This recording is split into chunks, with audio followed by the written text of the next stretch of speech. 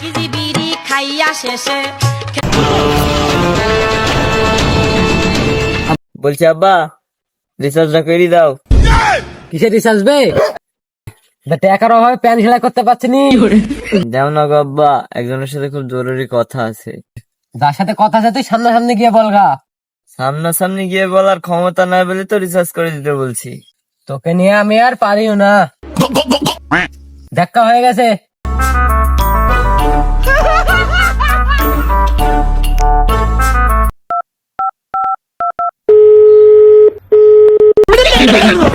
কিরে বেটা ফোন দিছে কে? হ্যালো, বলছিলাম আব্বা, বিয়েটা কবে দিবা? দিবা নাকি বলো না, আমার বিয়ে করার খুব শখ। আয় শালা সরে বাচ্চা, আমি তোর বিয়ে দিয়ে দিচ্ছি, আয় তুই আমার কাছে।